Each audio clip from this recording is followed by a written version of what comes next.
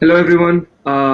Welcome to another episode of the Late Winner Show, where we discuss all things, all things football. But right now, we're in the midst of discussing who's the best in every position. I think we've covered every position behind the central defensive midfielder. But today's the day where we discuss who's the best central midfielder in the world right now.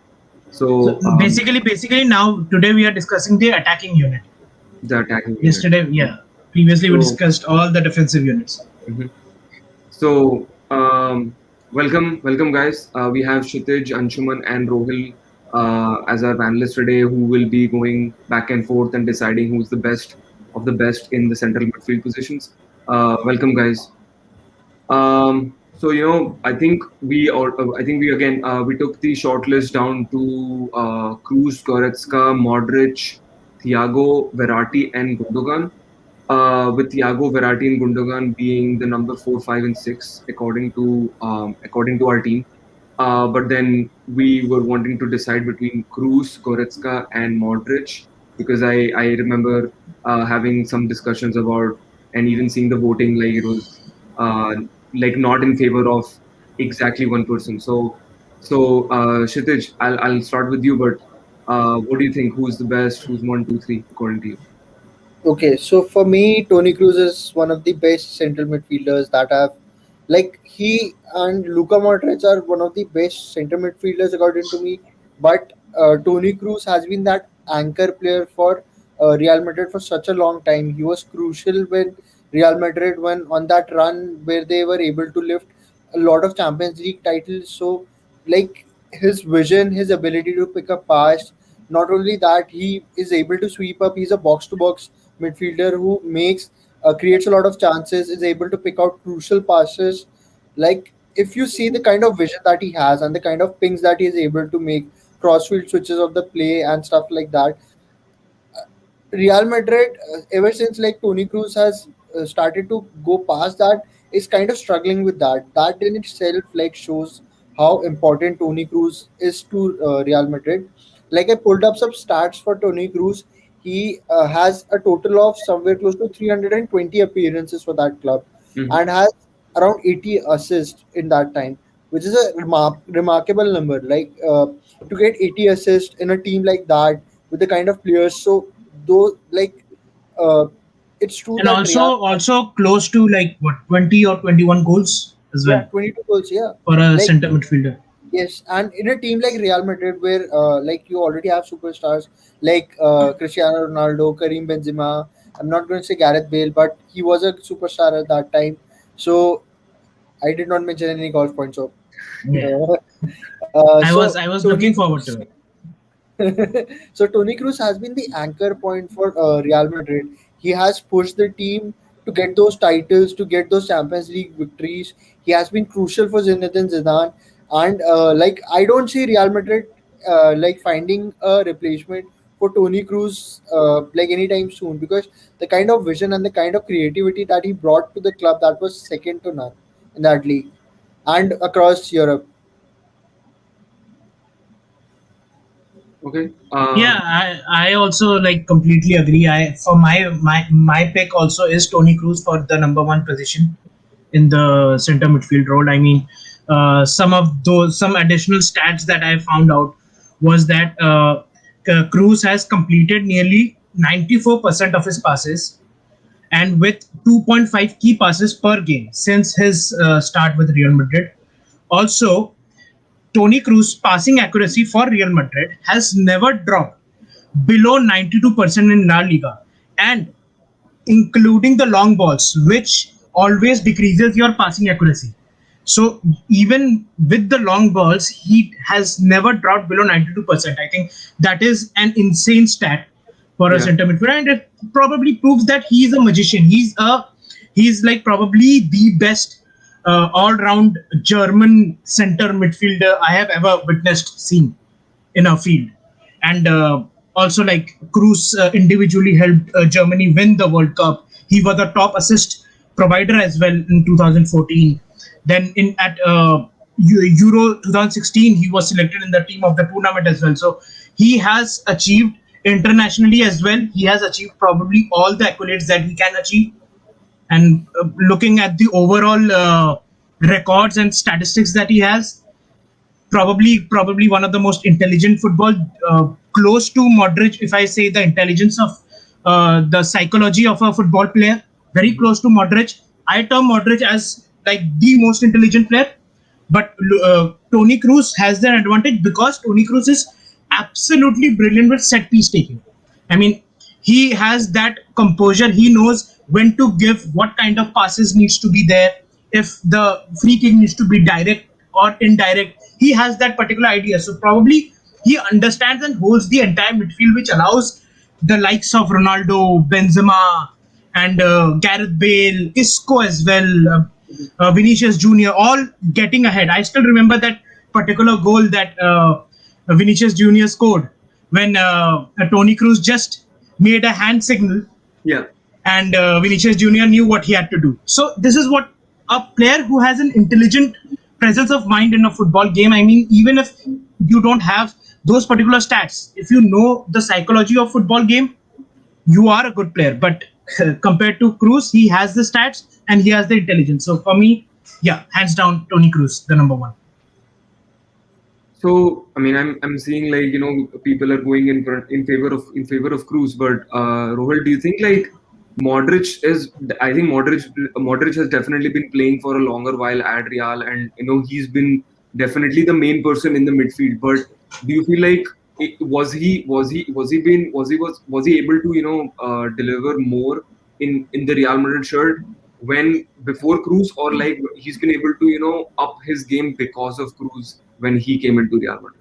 So I mean, obviously, when Kroos came into the picture, I think Modric's game also lifted, which helped him also get to the elusive Ballon d'Or, which was something which was astonishing for all of us to see witness, because we always keep on expecting Messi and Ronaldo to be in the debate for the Ballon d'Or. I think for the first time, the voters actually decided to watch the player rather than just going with the stats.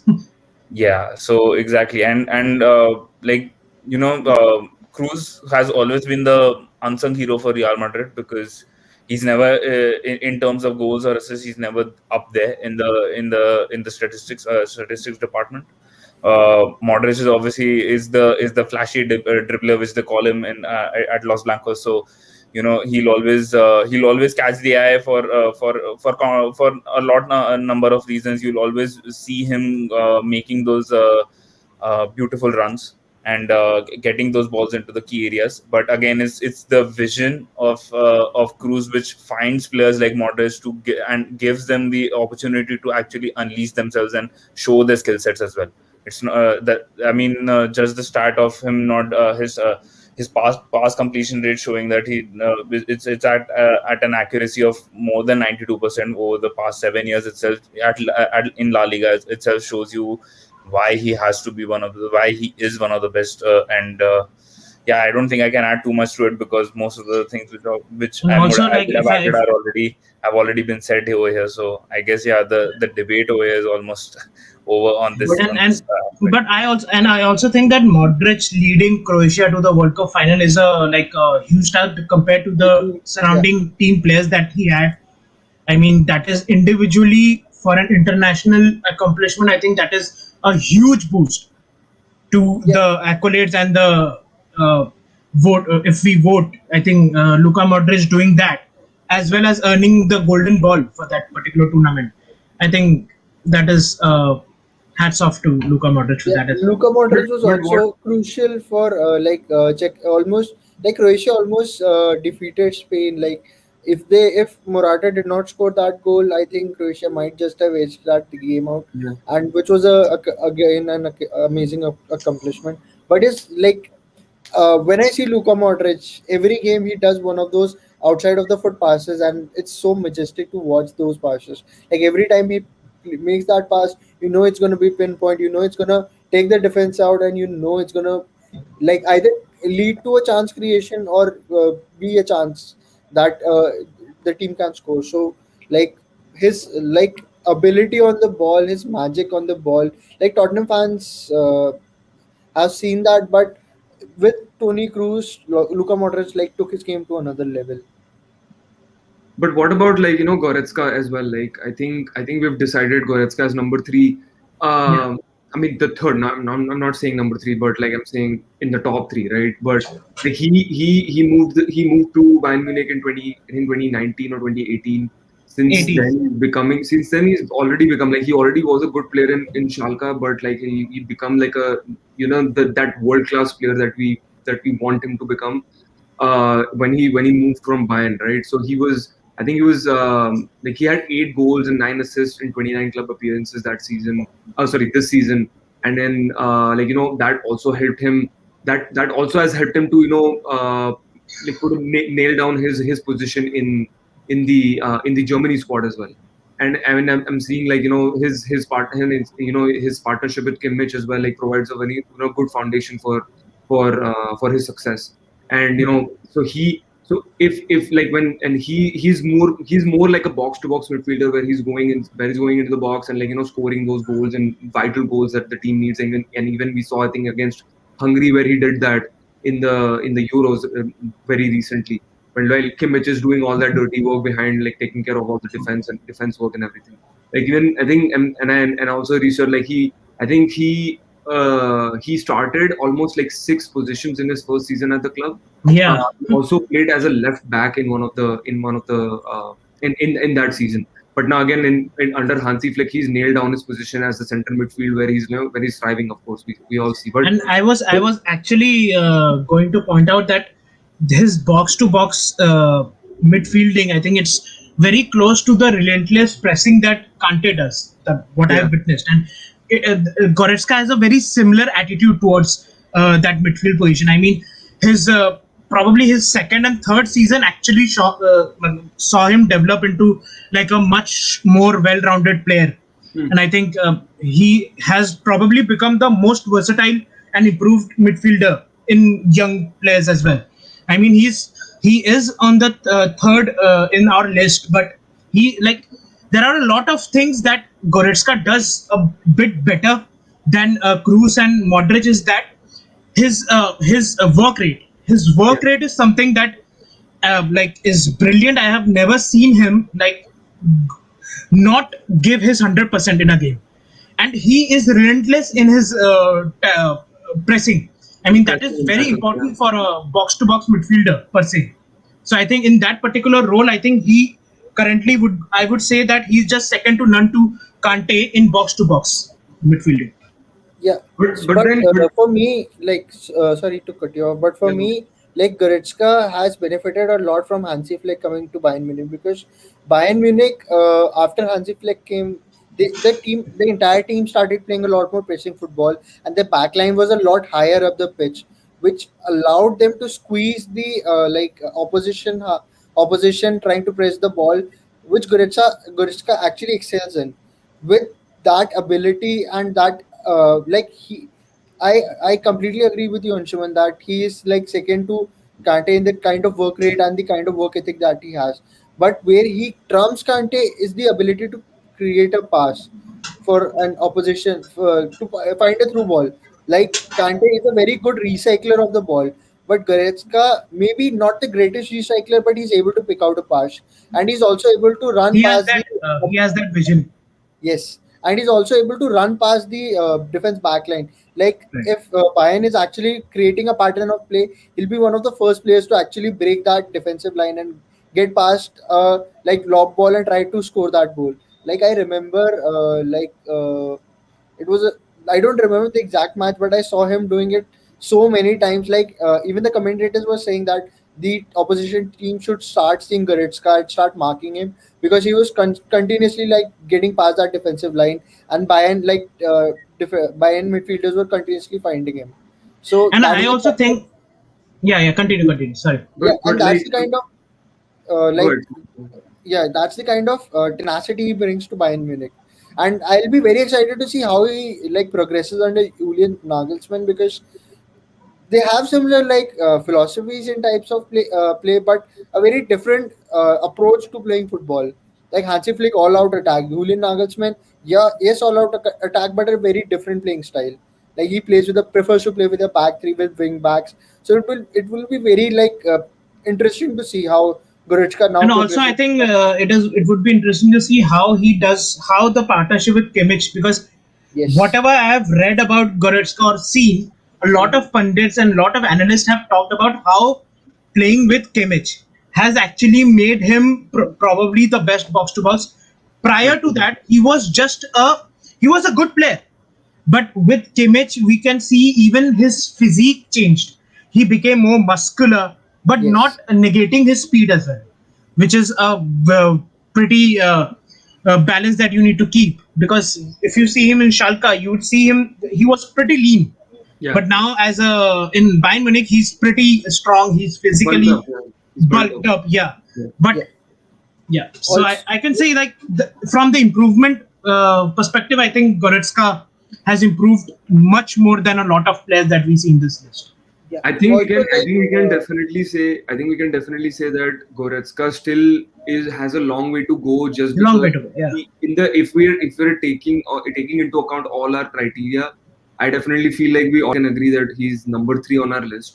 But I'm and I guess like you guys are mentioning about Kroos and Modric, where you're taking up Kroos more than Modric is than Modric as well. But just in the we have to talk about the country, the country and the individual accolades that Modric has acquired, or like the trophies that he's won for him. I think like Modric is more like a versatile player in the midfield. You see more in other areas in the midfield, rather than Kroos being like the more like no more sticking to his position and providing the passes and all that stuff. So in that case, I feel like Modric edges out Kroos. But I feel like, yeah, if there is a voting that we are doing, and 3 out of 4 people are agreeing Kroos as the first or top, then we have but to agree I won't have any issue if like Modric becomes the like he goes to number one and Cruz just falls down to second, because probably, as you mentioned, his Ballon d'Or winning is let alone can boost his ranking up or the voting perspective. So I'm okay with anything, just keeping Goretzka at third. I mean, the thing is that the first 2 criteria which has the most weightage is the player's individual performance and player's Right. impact.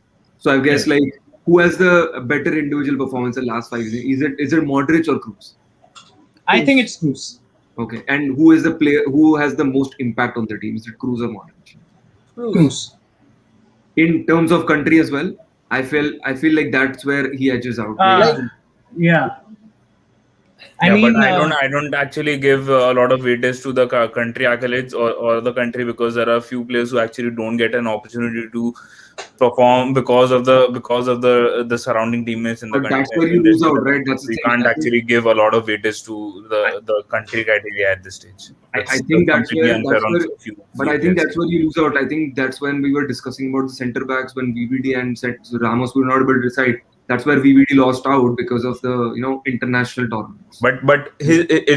But the thing is, it's not his country. It's not like his country isn't a good team, or the national team isn't good, or they it's their fault that they're not able to qualify. There are certain teams who actually do not even have the individual players to actually push themselves to qualify. I mean, when we were talking about 𝗂𝗏𝗓 𝗓𝗡, I mean, we do not expect obviously that Morocco will be one of the countries who will be qualifying for the World Cups and Euros on a regular basis. Not Euros, but sorry, for the World Cups on a regular basis, and like every year you'll see those countries. But you expect a country like Netherlands to be in the running. So But again, I right. guess like you expect Croatia as well to be in the Euros or World Cup every year. but we're not talking about that right now, right? I mean, I'm talking about the accolades, right? Impact on the country and the team. That's what I'm asking. It's not like he hasn't played for Croatia. It is not like that. You have literally just demolished everything for Modric. That okay, we don't care if he plays or not, but he has been playing and he has had enough impact on the team as well. So, but I guess I'm not going to like debate on that. That's fine. Like, I mean, either ways, as Anshuman said, I'm okay with Kroos or Modric being in the top 2. I think both of them are world class. There's probably a 1920, oh sorry, a 9900 thing. Yeah. It's fine. I guess like maybe today Kroos edges out, but maybe in the next year if we do that again, if we again do this series, it might be Modric again back up on top. So you never know. But So, also, Modric is he's 35 years old. He's old, yeah, he's old, but he's still like, that's the thing. Like, he's old, but he's still on the top of his game. Like, I don't see his game deteriorating by much. So yeah, maybe the impact might drop a little bit, but I guess like he's still up there. So I guess we have Kroos, Modric, and Goretzka as our 1, 2, 3.